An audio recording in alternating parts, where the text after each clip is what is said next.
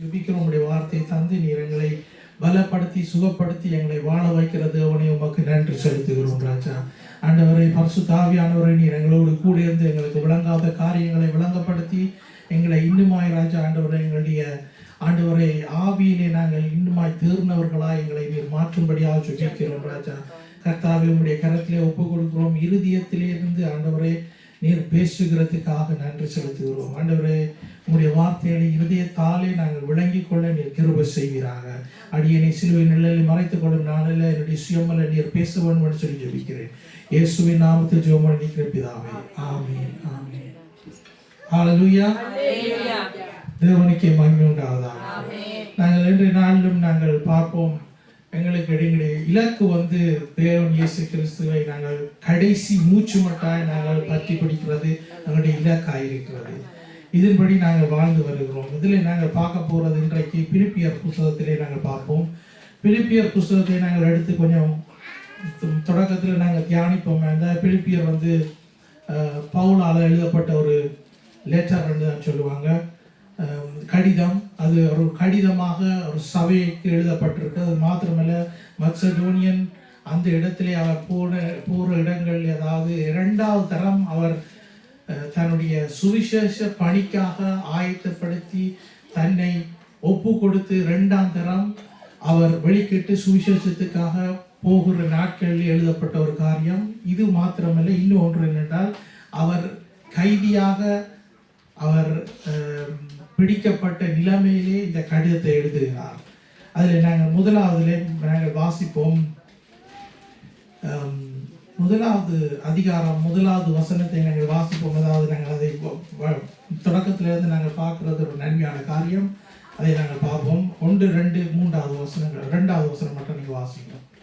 இயேசு கிறிஸ்துவின் ஊழியக்காரராகிய பவுலும் தீமோத்தேயுவும் பிலிப்பு பட்டணத்தில் கிறிஸ்து இயேசுவுக்குள்ளான பரிசுத்தவான்கள் அனைவருக்கும் கண்காணிகளுக்கும் உதவிக்காரருக்கும் எழுதுகிறதாவது, நம்முடைய பிதாவாய தேவனாலும் கர்த்தராகிய இயேசு கிறிஸ்துவினாலும் உங்களுக்கு கிருபையும் சமாதானமும் உண்டாவதாக. ஆமென் ஆமென். Wir gucken heute über unser Ziel, was uns gegeben wurde, dass wir Jesus Christus unser Ziel haben, da nicht verfehlen und auch ihn die ganze Zeit mit ihm unterwegs zu sein, dass wir nicht verfehlen. Wir haben Jahresende. Es kann sein, dass wir angefangen haben, jedes Jahr irgendwelche Vorsätze, vielleicht haben wir irgendwelche Sachen vorgestellt, wie wir uns geistlich verändern möchten oder auch nicht. Aber das ist eigentlich so eine Sache, wo wir auch Jahresende mal durchchecken, ob es überhaupt dazu zustande gekommen ist. Wir gucken heute im Philipperbrief, wie das geschrieben ist. Im Philipperbrief wurde von Paulus geschrieben, der ist ja mit der zweiten Missionreise unterwegs gewesen. Da war er in Gefangenschaft und dann schreibt er diese Sachen für die Gemeinde als ein Freund, in dem Sinne. Da haben wir 1. Philipper 1-2 haben wir gelesen, um reinzukommen, wie dieser Philipperbrief überhaupt zustande gekommen ist. Und dann werden wir weiter einsteigen in den Philipper 3-12, da werden wir einsteigen, da werden wir weiterlesen. இதுக்கு முதல் இதில் மக்சடோனியன் சொல்லி ஒரு பிளவாவில் mark பண்ணியிருக்குது. அதுதான் மக்சடோனியன். இது சுத்தவரை இருக்கிற எல்லாம், அதாவது சவுத்தில் இருக்கிற யூரோப்பாவுக்கு முதல் பவுலுக்குள்ளாக என்னுடைய நற்செய்தி வருகிற அந்த காலத்திலே அந்த மக்சடோனியனுக்கு அவர் ரைசன் பண்ணி வரைக்குள்ள எழுதப்பட்ட இந்த காரியம். அவர் பார்க்க போனால் பவுல் எங்கேருந்து வெளிக்கிட்டாரோ அந்த இடத்துலேருந்து அவர் மக்சடோனியனுக்கு வரைக்குள்ள 2வது ரைஸாக சுவிசேஷ பணியிலே அவர் ஈடுபட்டு முந்தின காலத்தில் ஃப்ளைட் ஒன்றும் இல்லை, அவர் கரையால் தான் வந்திருப்பாங்க. இது கப்பலால் வந்திருக்கலாம் என்று சொல்லி அதில் இருக்கிறது 3 தரம் அவர் வந்திருக்கிறார். இதில் நாங்கள் பார்க்க போகிற காரியம், இதில் என்னத்தை நான் உங்களுக்கு இந்த படத்தை காட்டுறேன்னா, யூரோப்பாவில் தான் நாங்கள் இப்போ வாழ்ந்து வருகிறோம். இந்த யூரோப்பாவுக்கு அப்போவே சத்தியம் அனுப்பப்பட்டது. ஆனாலும் அப்போ ஆண்டவர் ஜனங்களை இந்த யூரோப்பாவில் ஏற்படுத்தினது நிமித்தம் இப்பயும் கூட ஜனங்கள் இந்த இடத்துல இருக்கிறார்கள். இப்பயும் புதிய எழுப்புதல்களை ஆண்டவர் கொண்டு வந்து இருக்கிறார். அல்லேலூயா. அடுத்ததாக நாங்கள் இந்த 12வது வசனத்தை நாங்கள் 12, 13, 14 நாங்கள் கொஞ்சம் கவனமாய் பார்ப்போம். பிலிப்பியர் 3வது. நான் அடைந்தாயிற்று அல்லது முற்றும் தேறினவன் ஆனேன் என்று எண்ணாமல் கிறிஸ்து இயேசுவினால் நான் எதற்காக பிடிக்கப்பட்டேனோ அதை நான் பிடித்து கொள்ளும்படி ஆசையாய் தொடருகிறேன். சகோதரரே, அதை பிடித்து கொண்டேன் என்று நான் எண்ணுகிறதில்லை. ஒன்று செய்கிறேன், பின்னானவைகளை மறந்து முன்னானவைகளை நாடி கிறிஸ்து இயேசுவுக்குள் தேவன் அழைத்த பரம அழைப்பின் பந்தய பொருளுக்காக இலக்கை நோக்கி தொடருகிறேன். இந்த இடத்துல நாங்கள் வாசிக்கிறோம், அவர் அதாவது முன்னுக்கு நடந்த அவர் தான் இவ்வளவு காலமும் ரட்சிக்கப்பட்டு இவ்வளவு காலமும் மற்றவர்களுக்கு அவர் டீச்சிங் பண்ணி கொண்டு இருந்தாலும் அவர் தான் தேர்ந்தவராய் தன்னை கருதாமல் அவர் என்ன சொல்லுகிறார்? 14 வசனத்திலே அவர் சொல்லுகிறார், கிறிஸ்து இயேசுவுக்குள் அழைத்த பரம அழைப்பின் பந்தய பொருளுக்காக இலக்கை நோக்கி தொடருகிறேன் என்று சொல்லப்பட்டிருக்கிறது. இதில் நாங்கள் பார்க்கிறோம், அவர் எவ்வளவுக்கு மற்றவர்களுக்கு டீச்சிங்கை கொடுத்தாலும், எவ்வளவுக்கு இடத்துல போய் சுவிசேஷத்தை சொன்னாலும், எத்தனையோ பேரை ரட்சிப்புக்குள்ளாக வழி நடத்தினாலும் அவர் இலக்கை நோக்கி தொடருகிற ஒரு மகனாக, தேவனால் தெரிந்து கொள்ளப்பட்ட ஒரு பாத்திரமாகவே இருக்கிறார். அவர் இலக்கை அதாவது அவர் மறந்து விடவில்லை. இன்ன இடத்துக்கு தான் இயேசு கிறிஸ்து இடத்துலாம் தான் போய் சேர்கிறார் என்ற அதை மறந்து விடவில்லை. இவ்வளவுக்கு நாங்கள் அவரை பார்ப்போமா இருந்தால் அவருடைய பழைய வாழ்க்கை அவர் கிறிஸ்துவுக்கு எதிராக ஜீவித்த ஒரு நபர், கிறிஸ்துவுக்கு எதிராக ஜீவித்தவர். அவரை இயேசு கிறிஸ்து சந்தித்து அவரை தனக்கு உரிய ஒரு பாத்திரமாக மாற்றினார். பவுலை பற்றி நாங்கள் பழைய ஏற்பாட்டில் புதிய ஏற்பாட்டில் நாங்கள் அநேக காரியங்களை நாங்கள் அறிந்து கொள்ளலாம். அவர் எழுதினது கிட்டத்தட்ட 13 புத்தகத்துக்கிட்ட அவர் எழுதியிருக்கிறார் புதிய ஏற்பாட்டில். இவ்வளவுலையும் எடுக்கல நாங்கள் என்னென்றால் இயேசு கிறிஸ்து எங்களுக்கு முக்கியமான ஒரு நபராக எங்களுக்கு காட்டப்படுகிறார் புதிய ஏற்பாட்டில். அடுத்ததாக பவுல். அப்போ நாங்கள் எங்களுடைய வாழ்க்கையிலும் கூட நாங்கள் சில காரியங்களை நாங்கள் கடந்து போகும்போது நாங்கள் உடனே எங்களுக்கு சில வேளையில் ஞாபகம் வரலாம், பவுல் இந்த இடத்துல என்ன சொல்லியிருக்கிறார், எப்படி நடக்க வேண்டும் என்று நாங்கள் சிந்திக்கலாம், அதை தேடி வாசிக்கலாம், அதுபடி நாங்கள் கற்றுக்கொள்ளலாம். அடுத்தது அது மாத்திரமல்ல, அதுக்கு மேலாக இயேசு கிறிஸ்து எப்படியாக நடந்து கொள்கிறார் என்பதை கூட நாங்கள் பார்க்கலாம். முக்கியமாக இயேசு கிறிஸ்துவை தான் நாங்கள் பார்க்க வேணும். ஆனால் எங்களுக்கு உதவியாக பவுல் இந்த இடத்திலே ஒரு ஒரு ஒரு ஆவிக்குரிய ஒரு மூத்த சகோதரனாக நாங்கள் பார்த்து கொள்ளலாம். அவ்வளவுக்கு பவுல் கணக்கு காரியங்களை எழுதி இருக்கிறார். அவர் எழுதினதெல்லாம் சும்மா எழுதல, யாரோ எழுதினது, அப்போ எழுதினது, அவர் எழுதினதை தான் நாங்கள் இப்போ படிக்கிறோம். நாங்கள் கூட இந்த பிரசங்கங்களை கேட்கும்போது நோட்ஸுகளை எடுக்கிறதுக்கு நாங்கள் பழகி கொள்ள வேண்டும். நாங்கள் நோட்ஸுகளை எடுத்து நாங்கள் அதை நாங்கள் வைத்திருந்தால் அது ஒரு பின்னுக்கு எங்களுக்கு ஒரு உதவியாகத்தான் இருக்கும். நாங்கள் கேட்டுட்டு நாங்கள் விட்டுட்டு போகாமல் நாங்கள் அதை எழுதி வைக்கிறது நல்லது. Also wir können in Philipper 3, also Kapitel 3 bis 12 bis 14 haben wir gerade gelesen. Da haben wir gelesen, wie Paulus zum Beispiel auch so viele Sachen gelehrt hat. Trotzdem hat er auch angefangen, weiter die Gemeinde Mut zu sprechen. Auch die verschiedenen Gemeinden hat er seine Briefe geschrieben. Das ist alles durch Geist Gottes geschehen, wo er die einzelne Gemeinde gestärkt hat. Er hat 13 Bücher hat er da geschrieben, die sind ja in den Neuen Testament festgehalten worden. Was da gesagt wird, dass er also 14, da steht geschrieben, Kampf des Preises und Berufung des Gottes oben Jesus Christus. Das heißt, der hat diesen Ziel nicht verfehlt. Der hat weiterhin, ist er dran geblieben, an Jesus Christus weiterhin zu glauben und ihm zu gehorchen und seine Wege zu gehen. Und der war ein Beispiel für viele andere Leute gewesen. Wir können viele Sachen über ihn lernen, was er uns gelehrt hat. Und darum geht es auch, dass wir in dem, also von 12 bis 21 gucken wir uns ganz genau hin. Das sind einzelne Stellen, wo wir uns mal ein bisschen anhalten und ein bisschen mal recherchieren, um zu gucken, was wird da wirklich gesagt.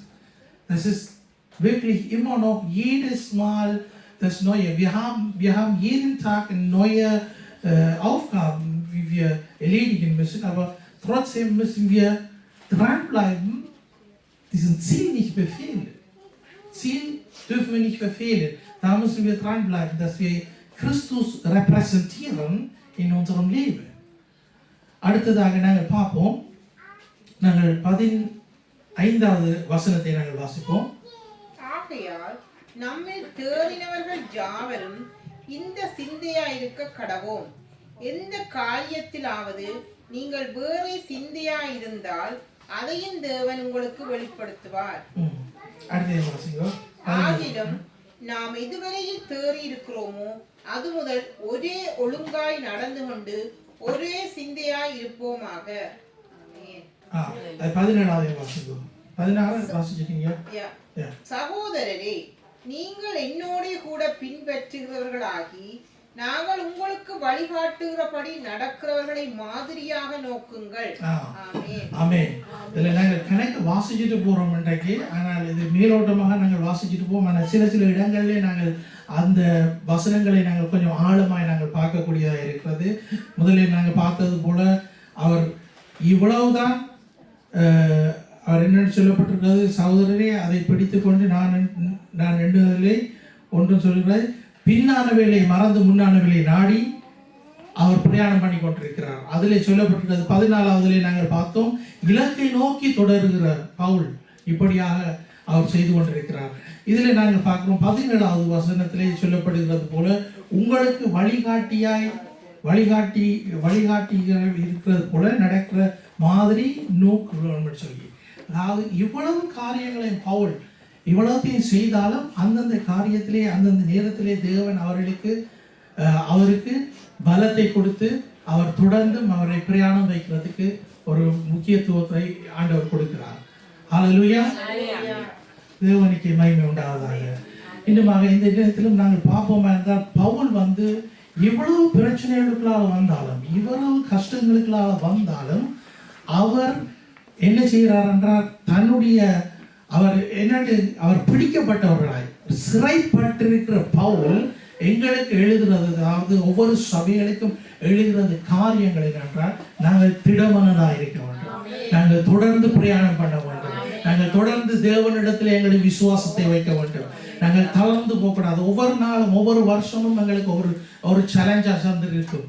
ஒவ்வொரு நாளும் நாங்கள் விடிய போகிறது மாத்திரமல்ல, ஒவ்வொரு வருஷமும் எங்களுக்கு ஒரு சேலஞ்சாக இருக்கும். நாங்கள் இந்த வருஷத்திலே நாங்கள் பார்க்குறது போல நாங்கள் கடைசி நாட்களில் நிற்கிறோம்.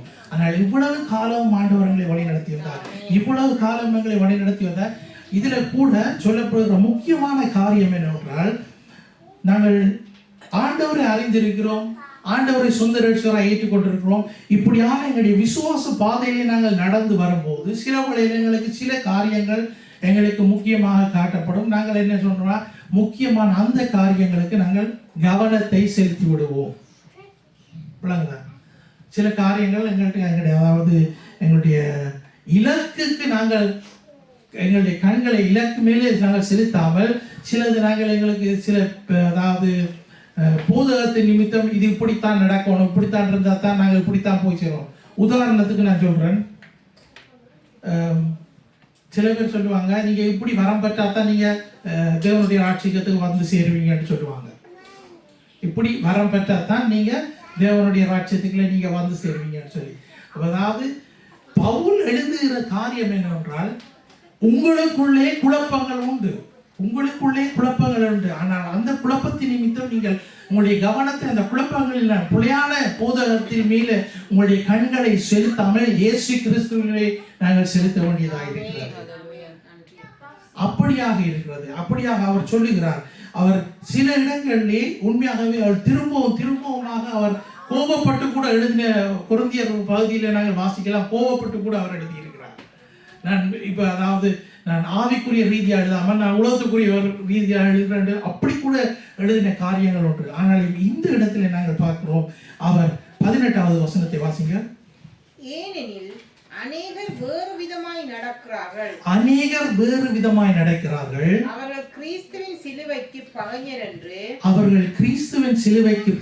என்று உங்களுக்கு அநேக தரம் சொன்னேன், உங்களுக்கு அநேக தரம் சொன்னேன், இப்பொழுதும் கண்ணீரோடும் சொல்லுகிறேன். இப்பொழுது கண்ணீரோடு சொல்லுகிறேன். பாருங்கள், பவுல் கைது செய்யப்பட்டு இருக்கிற நிலைமையிலே கூட அவர் கண்ணீரோடு சொல்லுகிற ஒரு ஆலோசனை என்னவென்றால், கிறிஸ்துவை வாசிங்க, உங்களுக்கு அநேக தரம் சொன்னேன், இப்போதும் கண்ணீரோடு சொல்லுகிறேன் என்று சொல்லுகிறார்.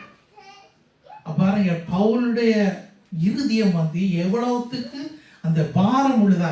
இது எழுதப்பட்டது உண்மையாகவே ஒரு சபைக்கு தான் எழுதுகிறார். அது லேட்டஸ்ட் அது பிலிப் லேட்டஸ்ட் எழுதப்பட்ட அந்த சபைக்கு எழுதுகிறார். ஆனாலும் அதிலே இருக்கிற ஜனங்கள், சபையிலே இருக்கிற ஜனங்களுக்கு தான் எழுதப்பட்டிருக்கிறது. நாங்கள் ஜெபிக்கிறோம், ஆண்டவரை சபைக்கு ஜனங்களை கொண்டு வரோம், எங்களுடைய சபைக்கு கொண்டு வர வேண்டும். இது ஒரு நோக்கம். எங்களுடைய பக்கத்தால், எங்களுடைய ரீதியாக. மற்ற பக்கத்தால் பார்க்கல, ஆண்டவர் ஜனங்களை ரட்சிப்புக்குள்ளாக வழி நடத்த வேண்டும் என்றது அந்த அந்த ஆப்ஜெக்ட், அதாவது அந்த பக்கத்திலிருந்து நாங்கள் பார்க்க வேண்டும். நாங்கள் அந்த பக்கத்தில், ஆண்டவருடைய பக்கத்தில், அதாவது அநேகர் இந்த நாட்டிலும் கூட ஜீவித்து வருகிறார்கள் மனம் உடைந்தவர்களாய்.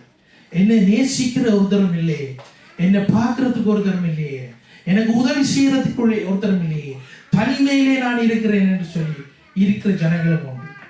இந்த ஜனங்களை தேவன் எங்க இணைக்கணும்? தன்னுடைய சரீரமாகிய சபையை இணைத்தாதான் அவர்களுக்கு சமாதானம், சந்தோஷம், மன மகிழ்ச்சி இதுகளெல்லாம் அவர்களுக்கு கொடுக்கும். இப்ப நாங்கள் ஆண்டவருடைய பக்கத்தில் இருந்து ஆண்டவர் பார்க்கிற மாதிரிக்கு ஜனங்களை நாங்கள் பார்க்க பழகி கொள்ள வேண்டும். எங்களுக்கு சுயமாய் நாங்கள் பற்றுக்கொள்ள, நாங்கள் சுயமாய் நாங்கள் பார்த்துக் கொள்ளாமல் ஆண்டவருடைய ரீதியில் ஆண்டவர் என்ன மாதிரி ஜனங்களை ஆண்டவர் பார்க்கிறார். நான் ஆண்டவருடைய கண்கள் எல்லா இடம் உணவி கொண்டிருக்கிறது. இருட்டிலே கூட நடக்கிற காரியங்கள் ஆண்டவருக்கு தெரியும் சொல்லி நாங்கள் வேத புஸ்தகத்திலே நாங்கள் பார்க்கிறோம். Deswegen, also wir gucken in verschiedenen Stellen, wir haben jetzt gerade Vers 18 mal ganz genau mal betrachtet. Da steht ja auch geschrieben, der ist mit Tränen warnt ja immer noch die Leute, dass die wirklich nicht diesen Ziel verfehlen sollten. Es gibt viele verschiedene Sachen. In Vers 18, wenn wir lesen, da wird geschrieben, Paul liegt in Ketten, der ist in Gefangenen, aber in Gefangenschaft, trotzdem schreibt er diesen Brief, damit die Leute wach werden sollten. Das heißt, es gibt jedes Jahr, man kann so ein bisschen mal Beispiel in seinem eigenen Kopf mal berechnen. Es gibt jedes Jahr, werden Leute gerettet, ja, aber es gibt auch jedes Jahr die Leute von dem Glauben abfallen. அதாவது ஒவ்வொரு வருஷமும் ஒவ்வொரு நாளும் ஆண்டவர் ஜனங்களை ரட்சித்துக் கொண்டுதான் இருக்கிறார். ஆனாலும் அந்த ரட்சிப்புல இருந்து தவறி விழுகிற ஜனங்களும் உண்டு. ரட்சிப்புல இருந்து எல்லாரும் ரட்சிக்கப்பட்டுட்டாங்கன்னு ஒரு சந்தோஷமான ஒரு செய்தி தான். ஆனாலும் இந்த ரட்சிப்புல இருந்து விழுகிற ஜனங்களும் உண்டு. அப்போ நாங்கள் இப்படி பார்க்கல, ஆண்டவருடைய வசனம் கூட இப்படியாக சொல்லுவது, அநேகர் ரட்சிக்கப்படுவார்கள், ஒரு சிலர் தேவனுடைய ராஜ்யத்துக்குள்ளே பிரவேசிப்பார்கள் என்று சொல்லப்பட்டிருக்கிறது வசனம். அந்த ஒரு சிலருக்களே நாங்கள் சுயாதீனமாய் நாங்கள் நினைப்போமாய் இருந்தால் நானும் போய் சேர்ந்துருவோம் என்று தான் நான் நினைப்பேன். விளங்குதா? நான் சுயாதீனமா நான் நினைப்பேன்னா நானும் போய் அந்த ஒரு சிலருக்கு இருந்து நானும் அங்க போய் ஆண்டுட்ட ராஜ்யத்துக்கு சேர்ந்துருவேன். மற்றவனை கூட நான் அந்த நேரத்தில் நான் சிந்திக்க மாட்டேன். ஆனா பவுல் எப்படியாக எழுதுகிறார்? அநேகர் இடர்கள் அடைவார்கள், அநேகர் உங்களுக்கு இடர்களை செய்வார்கள், ஆனாலும் இலக்கை நீங்கள் விட்டுவிடக்கூடாது. அந்த இலக்கை நீங்கள் விட்டுவிடக்கூடாது. ஒவ்வொரு வருஷம் நாங்கள் ஜீவித்து வருகிற, நாங்கள் ஜெபத்திலே, நாங்கள் வேதத்திலே நாங்கள் வளர்ந்து வருகிறோம், ஆண்டவருடைய ராஜ்யத்திலே நாங்கள் வளர்ந்து வருகிறோம். இப்படியாக வளர்ந்து வரைக்கல எங்களுடைய இலக்கு இயேசு கிறிஸ்துவாக இருக்க வேண்டும். அதை விட்டுவிடக்கூடாது. அதாவது எங்களுடைய கவனத்துக்கு கணக்கு நாங்கள் கவனத்தை செலுத்துவோம். நாங்கள் விடிய காலம் எழுதினோம்னா எங்களுடைய கண்கள் வசனம் இப்படியாக இருக்கிறது. எங்களுடைய கண்கள் கண்டும் அது களைச்சு போறதில்லை, எங்களுடைய காது கேட்டு அது இல்லாமல் போகிற இல்லை. இப்படி அன்றைக்குல நாங்கள் வந்து நாங்கள் ஒவ்வொரு நாளும் நாங்கள் விடிய எழும்பினதுலேருந்து நாங்கள் கேட்டு கேட்டு பார்த்து பார்த்து நாங்கள் எல்லாத்தையும் தண்டுறோம். ஆனால் இதில் பரிசுத்தமான காரியங்கள் எங்களுக்கு நாங்கள் பார்க்க வேண்டும், பரிசுத்தமான காரியங்களை நாங்கள் கேட்க வேண்டும், தேவனுடைய வார்த்தையிலே வளர கற்றுக்கொள்ள வேண்டும். தேவனுடைய வார்த்தையில சிறு பிள்ளைகள் வீட்டில இருந்து ஒரு பக்கத்தால் இங்கால கொண்டு ஓடிக்கொண்டிருக்கும், அங்கால கொண்டு ஓடிக்கொண்டிருக்கும், கையில் கொண்டு வச்சு கொண்டிருப்பாங்க. எல்லா பக்கத்தாலையும். Es ist 5 Sinne uns gegeben, ja, und wir nehmen alles auf. Wir hören Sachen, wir gucken Sachen und wir gucken da irgendwas. Also, das sind verschiedene. Wir sind Multitasking. Also wir sind so fähig, dass wir viele Sachen gleichzeitig machen können. Eigentlich ist Computer nur alleine so fähig. Aber wir hören da Musik und wir gucken hier auf dem Livestream irgendwas und dann wird noch Hausaufgaben gemacht oder so.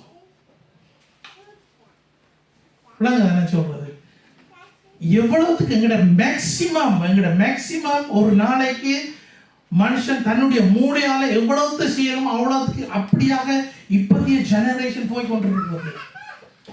கொஞ்சம் வயசு வந்த அப்புறம் நாங்கள் ஒரு கொஞ்சம் ரூமுக்கு வருவோம். ஒரு காரியத்தை சில பேருக்கு சொன்னாங்க நாங்கள் ஒரு காரியத்தை தான் செய்வோம், மற்றது செய்ய மாட்டோம். அவ்வளோத்துக்கு அவைகளுக்கு இயலாது. ஆனால் இப்போதைய பிள்ளைகளை பார்க்க வேண்டாம், அது செய்யணும் இது செய்யணும். அந்த 24 மணித்தியாலும் அவங்களுக்கு காணாது. 24 மணித்தியாலும் நான் அப்படி நினைச்சிருக்கேன். நான் யங்கா இருக்கேங்களே நான் அப்படி நினைச்சிருக்கேன். இந்த 24 மணித்தியாலும் காணாது. இதுக்குள்ள எவ்வளவு காரியத்தை செய்யணும்னு சொல்லி என்ன ஊர் சுற்றுறது, அங்கே போகணும் இங்கே போகணும், அது செய்யணும் இது செய்யணும். அப்படி இல்லை. எல்லாத்துக்கும் ஆண்டவர் ஒரு ஓட்டுனுங்க வச்சிருக்கிறார். அந்த ஓட்டுனுங்க படிதான் போய் கொண்டிருக்கிறது எல்லாம். அதன்படிதான் நாங்களும் போக கற்றுக்கொள்ள வேண்டும். எங்களுக்கு நாங்கள் படிக்கணும், நாங்கள் படிப்புக்கு நாங்கள் கவனத்தை செலுத்தணும். அதுக்கு மேல் மிச்சமாக தேவனுடைய வார்த்தைக்கு நாங்கள் எங்களுடைய செவிகளை சாய்க்க வேண்டியதாக இருக்கிறது. பாருங்க, நாங்கள் இந்த இடத்துல கூட நான் நின்று ஜெபிக்கல. இன்றைக்கு கூட எனக்கு திடீரென்று ஒரு ஞாபகம் ஆண்டவர் ஒரு காரியத்தை காட்டினார். நாங்கள் ஜெபிக்கிறோம் ஜெபிக்கிறோம் ஜெபிக்கிறோம் ஜெபிக்கிறோம், பாரப்பட்டு ஜெபிக்கிறோம். நீங்க ஜெபிச்சு முடியும் உங்களுக்கு யாருக்காவது ஆண்டவர் ஒரு வெளிப்படுத்தல தாராங்க. நீங்க ஜெபிக்கல உங்களுக்கு ஆண்டவர் ஏன் வெளிப்படுத்தல தாராங்க உடனே. அப்படியாக நாங்க இருக்கணும். அவ்வளவுக்கு நாங்க எங்களுடைய ரிலேஷன்ஷிப் எங்களுடைய ஆவியானவரோட அவ்வளோ நல்ல இடுக்கு. அதாவது நாங்கள் சொல்ல போனால் மொனட்டோன் ரெண்டா ஒரு பக்கமாக தான் நாங்கள் போய்கொண்டிருக்கு. எங்களுடைய ஜெபங்கள் போய்கொண்டிருக்கு. நாங்கள் பதில்களை எடுத்துக்கொள்கிறது என்ன மாதிரி உடனே ஆண்டவர் எங்களுக்கு காட்டணும். ஆண்டவர் எங்களுடைய சிந்தனை வசனத்து கூட பேசணும். ஆண்டவர் எங்களுடைய சிந்தனைக்கு உடனே காட்டணும். அற்புதங்கள் ஆண்டவர் செய்ய என்று நான் சொல்ல இல்லை. நாங்கள் ஜெபித்துட்டு வரோம். இப்போ 2 கிழமையா ரோஷாந்தினியிடம் தங்கச்சியிட மகனுக்கு ஆண்டவர் அற்புதங்களை செய்து வருகிறார். அவருக்கெல்லாம் வயரெல்லாம் போட்டிருந்தாங்க. பிறந்ததோட பிள்ளைக்கு ஒரு சத்தம் இல்லைன்னு சொல்லி கொண்டு போய் போட்டு எல்லாம் செய்தாங்க. ஒரு கிழமையா இதை செய்தாங்க. அவங்களுடைய ட்ரீட்மெண்ட்டை கொடுத்தாங்க. நாங்கள் ஜெபித்து கொண்டிருந்தோம். ஆண்டவர் எல்லாத்தையும் இந்த இதுகளெல்லாம் கலட்டி திருப்ப தாயிட்ட கொடுத்தாங்க. திருப்ப பிள்ளைய வேண்டி கொண்டு போய் திருப்பவும் பட்டிகளை வச்சுட்டாங்க, கண்ணாடி பட்டிகளை. திருப்ப இப்போ எடுத்து கையில் கொடுத்துருக்குறாங்க பால் கொடுக்க சொல்லி. அப்போ ஆண்டவர் எங்களுடைய ஜெபங்களை கேட்கிறார், இல்லைன்னு நான் சொல்லல. ஆனால் எங்களுக்கு அப் டு டேட்டாக எவ்வளவுக்கு ஆண்டவர் ஆவியானவர் எங்களுக்கு காரியங்களை விளங்கப்படுத்துறார். அதுக்கு அந்த பகுதியை நாங்கள் ஓப்பன் பண்ண வேண்டியதாக இருக்கு. அந்த பகுதி அந்த பழக்கத்துக்குள்ள நாங்கள் வரோம். நாங்கள் ஜெபித்த கையோட ஆண்டவர் வெளிப்படுத்தணும். நாங்கள் ஜெபித்த முடிஞ்ச கையோட ஆமென் சொன்ன கையோட ஆண்டவர்களுக்கு வெளிப்படுத்தணும். அப்படியாக நாங்கள் பழகிக்கொள்ளணும். பாருங்கள், பவுல் கூட என்ன செய்யறாருன்னா திரும்பமாக ஜனங்களுக்கு சொல்லுற காரியம்னா இலக்கை நாங்கள் நோக்க வேண்டியதாக இருக்கிறது. அந்த இலக்கை நோக்கி நாங்கள் போக வேண்டியதாக இருக்கிறது. பாருங்க, நாங்கள் இதில் பார்ப்போம். இது 18வது வசனத்துக்கு கிட்டத்தட்ட 17-18 நாங்கள் பார்க்குறோம். இதில் பாருங்கள், நாங்கள் ஆண்டவருடைய வார்த்தையை கேட்டு ஆண்டவருடைய வார்த்தையின்படி ஜீவித்து வருகிற ஒரு ஜனங்களாக இருப்போம், ஒரு மகளாக இருப்போம். அந்த நேரம் கவலை எங்களை வந்து சூழ்ந்து கொண்டும். ஏதாவது ஒரு கவலை எங்களுக்கு வந்து என்னண்டு, பேங்க்ல காசு காணாது, இவ்வளோ காசு தான் இருக்குது, இதுக்குள்ள இந்த மாசம் முடிய போது எங்களுக்கு சாப்பாட்டுக்கு வழி இல்லை, இப்படி ஏதாவது ஒரு வழி வந்துடும். இப்போ பாவத்தை சில நாங்கள் அதாவது ரட்சிக்கப்பட்டும் நாங்கள் பாவத்தில் ஜீவித்து கொண்டிருக்கிற, அதாவது கட்ட வில்லங்கத்துக்கு நான் பாவத்துக்குன்னு சொல்லல, தெரியாமல் சில இது பிள்ளைன்னு சொல்லி தெரியாமல் சில வழியில் அப்படியே நடந்து கொண்டிருக்கிறது காரியம். Sündhafte Leben. Also wir gucken jetzt gerade mal ein paar Punkte in dem Vers 18, was erwähnt wurde. Sorgen, sündhafte Leben, irdische Sinn, fleischliche Sinn und Verhältniskeit. So, das sind Sachen, wo wir jetzt manchmal unterwegs sind, unbewusst, aber eigentlich sollten wir Christus nachfolgen. Eigentlich müssen wir unser Ziel, Christus müssen wir vor uns haben. Das müssen wir vor ihm. Also wir müssen immer mit seinem Geist begleitet werden, Tag für Tag. அதாவது இதில் சொல்ல போனால் பூமிக்குரிய காரியங்களை குறித்து நாங்கள் சில வேளையில் எங்களுடைய கவனத்தை நாங்கள் செலுத்திடுவோம். அப்போ நாங்கள் ஒரு கிழமை 2 கிழமை சிலாவது பிரச்சனை வராமல் ஒருத்தருக்கும் இல்லை. ஏதாவது ஒரு பிரச்சனை வந்துட்டுன்னா உடனே நாங்கள் சரி கார் வச்சிருக்கிறாங்களுக்கு நான் உதாரணமாக சொல்கிறேன், ஒரு பிரச்சனை வந்துட்டுது. அப்போ இந்த கார் பிரேக் டவுனாக போயிட்டுனால எங்களுடைய மைண்ட் முழுக்க அந்த காரை தான் சுற்றி நிற்கும். எப்படியாவது இந்த காரோட பிரச்சனையை நீப்பினா தான் நான் திருப்பவும் நான் எங்கே வேலைக்கு போகிறதோ அங்கே போகிறதோ வர்றதா இருந்துச்சு. இது இவ்வளவும் இந்த சொல்ல போனால் இந்த கவலைகள் அதுக்குள்ள வந்துடும், எங்களுக்கு சாதாரணமாக ஏற்படுற கவலைகள். இப்போ நாங்கள் என்ன செய்வோம், முழுக்க அதெல்லாம் நாங்கள் செலுத்தோம். அந்த நேரத்தில் கூட ஆண்டவருடைய வசனம் எங்களுக்கு சொல்லணும். ஆண்டவருடைய வசனம் எங்களை தேய்ச்சுகிற வசனம் எங்களுக்கு ஆண்டவர் எங்களுடைய உள்ளத்தில் பேசுவார். என்னென்று பேசுவார்? எல்லாவற்றையும் நான் பொருட்படுத்தக்கூடிய, எல்லாவற்றையும் நான் சரிப்படுத்தி தருவேன். நாங்கள் இப்போ புருஷன் பொஞ்சாதியாக இருக்கீங்களா, நாங்கள் என்ன செய்யணும்னா நாங்கள் ஒரு ஆளுக்கு ஒரு ஆள் நாங்கள் சொல்ல வேண்டியது, ஒன்றுக்கும் யோசிக்காத ஆண்டவர் எல்லாவற்றையும் பார்த்துக்கொள்ள, ஒன்றுக்கும் யோசிக்காத ஆண்டவர் எங்களுக்கு எல்லாமே இருக்கிறார், அவர் எங்களுக்கு எல்லாவற்றையும் செய்வார். ஒரு கொஞ்ச நேரம் நாங்கள் தடுமாறினாலும், கொஞ்ச நேரம் நாங்கள் பிரச்சனையில மூழ்கினாலும், கொஞ்ச நேரம் எங்களுடைய காலைகளே இருக்கிற நிலம் இல்லாமல் போனாலும் அந்த நேரத்தில் உடனே நாங்கள் ஆண்டவருடைய வசனத்தை நாங்கள் பிடித்துக் கொள்வோம். அப்படியாக நாங்கள் ஆண்டவருடைய வசனத்தை பிடிச்சு கொண்டு ஆண்டவர் எங்களுக்கு எல்லாமே இருக்கிறார். அவ்வளவுத்துக்கு நாங்கள் எங்களை ஒப்பு கொடுக்கிறவர்களாக இருக்கோம். நாங்கள் அடுத்த வசனத்தை நாங்கள் வாசிப்போம். 20வது வசனம். நம்முடைய குடியிருப்போ பரலோகத்தில் இருக்கிறது, அங்கே இருந்து கர்த்தராகிய இயேசு கிறிஸ்து எனும் இரட்சகர் வர எதிர்பார்த்து கொண்டிருக்கிறோம். அப்ப நம்முடைய குடியிருப்பு முழுக்க பரலோகத்தில் இருக்கு. அப்ப நாங்க இந்த பூமியில எங்களுக்கு கொடுக்கப்பட்ட நாட்கள்ல நாங்க ஜீவித்து வருகிறோம். Wir sind auf dieser Erde für eine gewisse Zeit. Wir sind Besucher. Wir sind Besucher, kann man sagen. Wir sind hier jetzt zur Zeit. Wir haben eine gewisse Zeit, wo wir unser Leben hier leben. Aber unser Leben dreht sich nicht alles um irdische Sachen, sondern wir sind berufen für einen Himmelsbürger.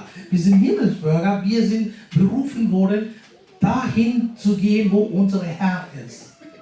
Das heißt, wenn wir jeden Tag irgendwelche Sachen uns beschäftigen, wie geht es weiter, wie geht es hier weiter, weil ich meine Kühlschrank jetzt nicht, also mein Kühlschrank ist leer, ich habe nichts zu essen oder ich habe kein Geld.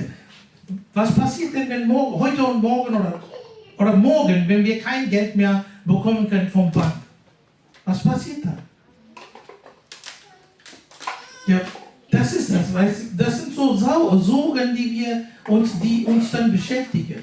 இப்போ நாங்கள் சிலோனில் நாங்கள் எடுப்போம் வேண்டாம், இன்றைய நாட்களில் நேற்று முந்தின நாளெல்லாம் நடந்த காரியத்தை நிமித்தம் சில பேருக்கு தலை வைத்து படுக்கிறதுக்கு கூட இல்லை, அடுத்த நேரம் சாப்பாட்டுக்கு இல்லை, அவர்களுக்கு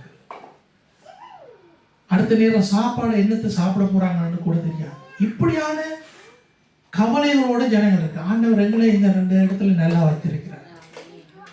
அதுக்கு நாங்கள் நன்றி சொல்ல போகிறோம். அதிலும் கூட இதிலும் பார்க்க தேவனுடைய வார்த்தையில் தான் எங்களை திருப்பமாக பலப்படுத்துகிறது. அவருடைய வார்த்தை எப்படியாவது சொல்லுவது, மனுஷன் அப்பத்தினால் மாத்திரமல்ல தேவனுடைய வாயிலிருந்து புறப்படுகிற ஒவ்வொரு வார்த்தையினாலும் பிழைப்பான் என்று சொல்லி இருக்கிறது. ஆண்டவர் இந்த வசனத்தை இயேசு கிறிஸ்து தானே சொன்னார். பிசாசோடு சவுலாய் இந்த வசனத்தை சொல்லி சவால் விட்டார். அந்த வசனம் தான் எங்களை தேற்றுகிற வசனமாக இருக்கிறது. நாங்கள் எல்லாத்துக்கும் நாங்கள் பயப்படக்கூடாது. நாங்கள் தேவனிடத்தில் நாங்கள் ஒப்பு கொடுக்க வேண்டும். நாங்கள் பரலோகத்துக்குரிய பிள்ளைகள். ஆண்டவர் எங்களை இந்த பூமியில வைத்திருக்கிறார். நாளைக்கு நாளைய நாள் என்ன நடக்கும் எங்களுக்கு தெரியாது. ஆனா தேவனுடைய கரத்துல எல்லாமே. அதுக்கு நாங்க பயப்பட தேவையில்லை. நாளைக்கு காசு இருக்கா, கை சாப்பாடு இருக்கா, ஒன்றுக்கும் கவலைப்பட தேவையில்லை. ஆண்டவர் எங்களுடைய கரத்தை, அதாவது கரத்தின் கிரியையை ஆசீர்வதிக்கிறது. அவர் எங்களோடு கூட இருக்கிறார். அவருடைய வசனம் இப்படியாக சொல்கிறது சங்கீத புஸ்தகத்திலே, உன்னுடைய எலும்புகள் உருவாகும் முன்னவே என்னுடைய கருவை என் கண்கள் கண்டது என்று சொன்னார். அப்ப எப்படிப்பட்ட ஒரு தேவனை நாங்கள் எங்களுக்கு சொந்தமாக கொண்டிருக்கிறோம் பாருங்கள். அப்பா பிதா என்று கூப்பிடத்தக்க புத்திர சுவிகாரம். மற்றவர்களை நாங்கள் பார்ப்போமா இருந்தால் அவங்களுக்கு சமயம் என்றாலும் ரிலிஜன் என்றாலும் ஏதாவது இருந்தாலும் இந்த அப்பா பிதாவை என்று கூப்பிடுறதுக்கு அவங்களுக்கு இயலாது. ஏன்னா அவங்க அடிமைத்தனத்திலே தான் வாழ்ந்து கொண்டிருக்கிறாங்க. அவங்களுக்கு இந்த இதெல்லாம் கொடுக்கப்பட்டிருக்கு. ஆண்டவர் எங்களுக்கு கொடுத்த பெரிய ஒரு சலாக்கியம். அப்பா பிதாவை என்று கூப்பிடத்தக்க புத்திர சுவிகாரத்தை கொடுத்திருக்கிறார். அடுத்த வசனத்தை நாங்கள் பார்ப்போம். 20 வாசிச்சிருக்கீங்க. 21 முடியுது. ஓகே, சரி, 21 வாசிங்க. அவர் எல்லாவற்றையும் தமக்கு கீழ்ப்படுத்தி கொள்ளத்தக்க தம்முடைய வல்லமையான செயலின் படியே நம்முடைய அற்பமான சரீரத்தை தம்முடைய மகிமையான சரீரத்திற்கு ஒப்பாக மறுரூபப்படுத்துவார். ஆமென். பாருங்கள், எங்களுடைய அற்பமான சரீரத்தை ஆண்டவர் தன்னுடைய மகிமையான சரீரத்துக்கு ஒப்பாக இருக்கிறார் என்று சொல்லப்பட்டிருக்கிறது.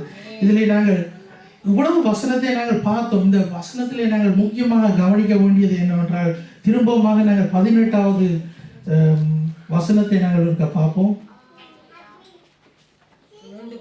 3:18. ஏனெனில் அநேகர் வேறு விதமாய் நடக்கிறார்கள். அவர்கள்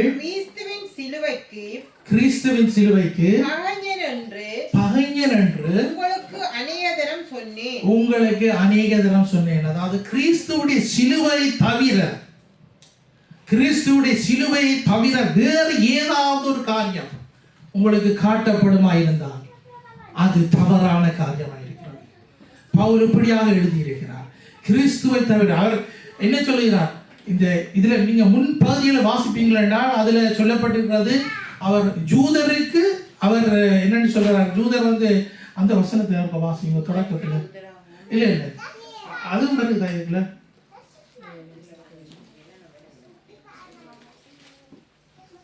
அதாவது ஜூதர்களுடைய முறைமையின்படி, கிரேக்கர்களுடைய முறைமையின்படி பாப்பமா இருந்தால் அவர்கள் என்ன சொல்லுகிறார்கள் என்றால், தாங்கள் இது எல்லா ஜனத்துக்கும் மேன்மையானவர்களாய்த்தான் அவர்கள் கருதி கொண்டிருந்தார்கள். அவர்கள் கூட, பவுல் கூட, நான் உங்களுக்கு நானும் ஒரு ஜூதனாத்தான் இருந்தேன், எனக்கும் இப்படியாகத்தான் நடந்தோம் அவர் முறைமையின்படி. இப்ப நாங்கள் பார்ப்போமா இருந்தால் எங்களுடைய இப்பத்திய டெக்னாலஜி நல்லா வளர்ந்த காலத்துல இப்ப கூட அந்த மேட்டிமையான ஒரு பார்வையான காரியங்கள் உண்டு. நான் நல்லா படிச்சவன், நான் நல்ல ஒரு ஜோப்ல இருக்கிறவன், நான் நல்ல ஒரு என்னுடைய வசதி, நான் நல்ல வசதியா இருக்கிறேன், நான் ஒரு சொந்த வீடு வச்சிருக்கிறேன், இப்படியான ஒரு மேன்மைப்பட்டது கூட அதுவும் ஆண்டவருக்கு முன்பாக இதுகளெல்லாம் ஒன்றுமே இல்லை. இதுகளுக்கு முன்பாக ஆண்டவருக்கு முன்பாக இதெல்லாம் ஒன்றும் இல்லை. எல்லாரும் சரி சமமாக இருக்கிறோம். கிறிஸ்துவ சரீரத்தில் நாங்கள் இணைக்கப்பட்டிருக்கோம். பாருங்க, இந்த 18வது வசனத்தை நாங்கள் திரும்ப வாசிங்க. ஏனெனில் அநேகர் வேறு விதமாய் நடக்கிறார்கள். அவர்கள் கிறிஸ்துவின் சிலுவைக்கு பகைஞர் என்றும் உங்களுக்கு அநேக தரம் சொன்னேன். இப்பொழுதும் கண்ணீரோடும் சொல்லுகிறேன். அப்ப எழுதப்பட்ட வார்த்தைகள் எல்லாம் என்ன சொல்லப்பட்டிருக்கிறது? கடைசியில் என்ன கொடுக்கிறார்? இப்பொழுது கண்ணீரோடு கூட சொல்லுகிறேன். அப்ப எவ்வளவுக்கு பவுல் ஃபீல் பண்ணி இருக்கிறார் பாருங்க. எவ்வளவுக்கு பவுல் ஃபீல் பண்ணி இருக்கிறார் இந்த வார்த்தைகளை அவர் எழுதுவது. பவுல் எழுதின காரியங்கள் சில வழியில அவர் தானாவே எழுதியிருக்கிறார், சில வழியில வேறு யாரும் லூகாஸ் எல்லாரும் போய் அவருக்கு ஹெல்ப் பண்ணி எழுதியிருக்கிறாங்க, வேறு ஆக்கள் அவர்கள் எழுதியிருக்கிறாங்க. இவ்வளவு எழுதினாலும் இந்த வார்த்தைகளை ஆவியானவர் அவருடைய இருதயத்தில் கொடுத்தார். அந்த வார்த்தைகள் பவுல் எழுதினதுக்காக நாங்கள் பவுலை மேன்மைப்படுத்த தேவையில்லை. பவுல் கொடுக்கப்பட்ட வார்த்தைகள் ஆவியானவர்கள் ஆண்டவர் கொடுத்திருக்கிறார். அப்படியாகத்தான் நாங்கள் கருதி கொள்ளலாம். அது மாத்திரமல்ல, இந்த கடைசி 21வது வசனத்தில் சொல்லப்பட்டிருக்கிறது, அற்பமான சரீரத்தை தம்முடைய மகிமையான சரீரத்துக்கு ஒப்பாக மறுரூபப்படுத்துவார்கள். அப்ப நாங்கள் மாம்சத்தோடும் இரத்தத்தோடும் நாங்கள் வாழ்ந்து வந்தாலும், ஆனா இந்த மாம்சமானது பரலோக ராஜ்யத்துக்கு போறதில்லை என்று எங்களுக்கு தெரியும். தேவனிடத்துல போய் எங்களுடைய ஆவி அங்க போக போகுது. ஆனா அதுக்கேற்ற மாதிரிக்கு நாங்கள் ஜீவித்து வரணும். மண்ணோட ஒட்டி கொண்டு இருக்கிறது என்று சொல்லி எங்களுடைய வார்த்தைகளை நாங்கள் பார்க்கலாம். எங்களுடைய ஆத்மா மண்ணோடு ஒட்டி கொண்டு இருக்கிறது நாங்கள் படிச்சிருக்கிறோம். அப்படியாக இல்லாமல் தேவனுடைய ஆவிக்கு நாங்கள் எங்களை ஒப்பு கொடுக்க வேண்டும். ஒரு கீழ்ப்படுகிற ஒரு இல்லத்தை நாங்கள் இன்னும் ஒரு 4 வசனத்தை நான் உங்களுக்கு தாரன் பாயிண்ட்ஸா. கொலோசியர் 3:4வது அதிகாரம் எழுதி கொள்ளுங்கள். மகிமையான சரீரத்தை குறித்து 1 கொரிந்தியர் 15:49, 2 கொரிந்தியர் 5:1,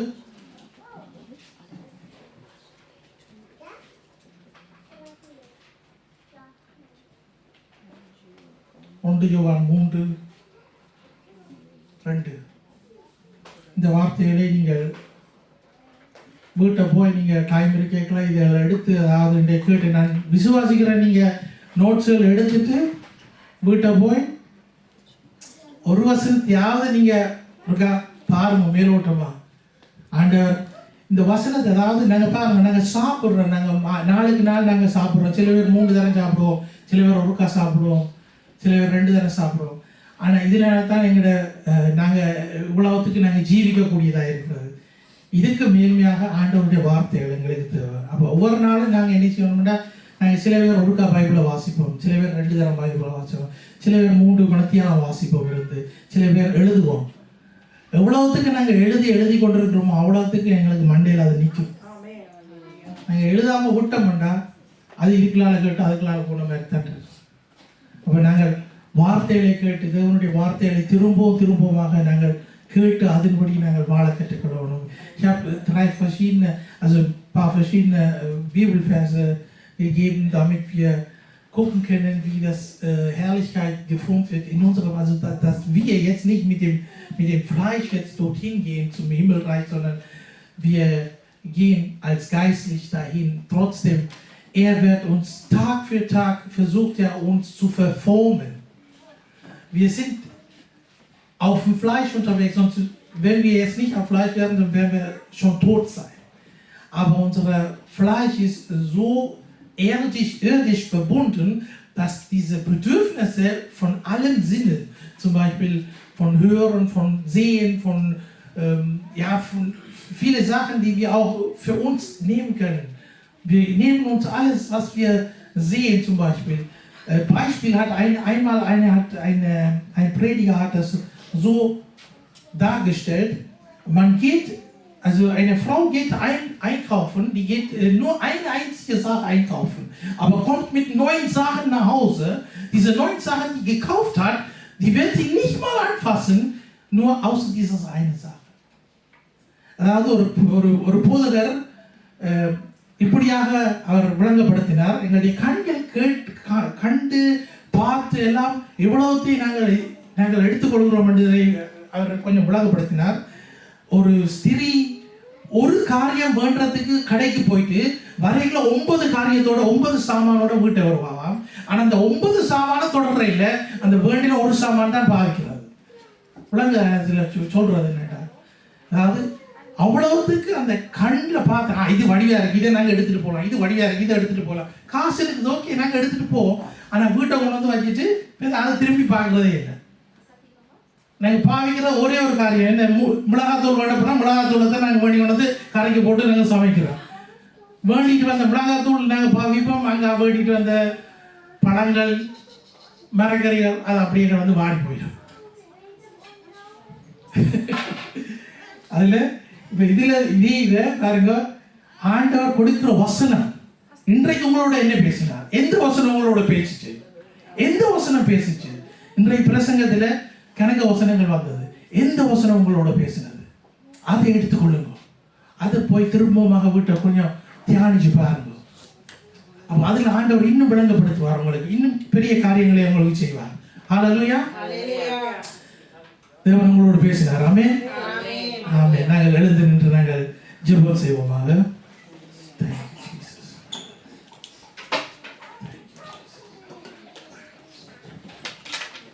கண்களை மூடி நாங்கள் ஜெபம் செய்வோம்.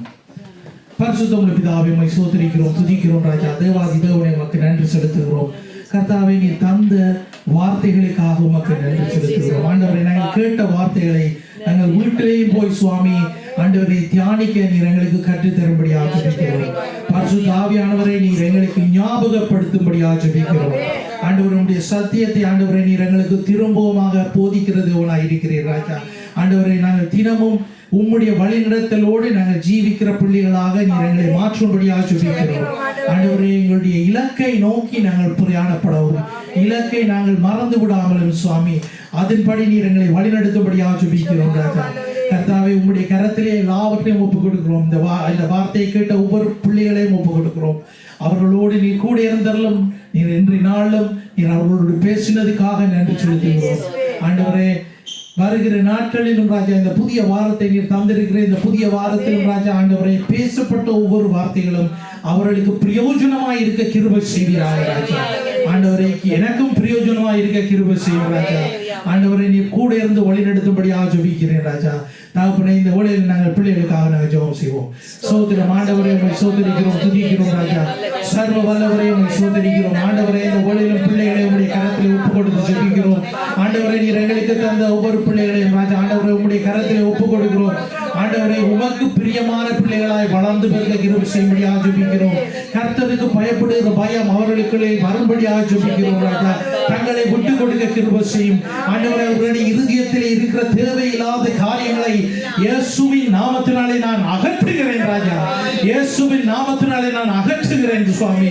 ஆண்டவரே, இருதயத்தை சுத்தப்படுத்தும், இருதயத்தை பரிசுத்தப்படுத்தும், இருதயத்தை பரிசுத்தப்படுத்தும் ராஜா.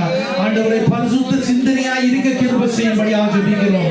பிள்ளைகளுடைய படிப்புகளை உடைய கரத்தில் ஒப்புக் கொடுக்கிறோம். ஆண்டவரே, அவர்கள் பொறுப்பு ஆண்டவரே, அவர்கள் படிப்பை ஆண்டவரை பொறுப்படுத்தும் ராஜா. ஆண்டவரே, இந்த படிப்புகளை நன்றாக படிக்கவும் நல்ல மார்க்ஸ்களை எடுக்கவும் நீ கிருபை செய்யும்படியாக ஜெபிக்கிறோம். கர்த்தாவே, பிள்ளைகளோடு நீ கூட இருக்கும்படியாக ஜெபிக்கிறோம் ராஜா. ஆண்டவரே, இந்த உலகத்துக்கு சவால் விடுகிற பிள்ளைகளாய் மாற்றும்படியாக ஜெபிக்கிறேன் ராஜா. கர்த்தாவே, உம்மை சோதரிக்கிறேன், துதிக்கிறேன் ராஜா. ஆண்டவரே, இன்னுமாக உற்றார் உறவினர்களுக்காக ஜெபிக்கிறோம்.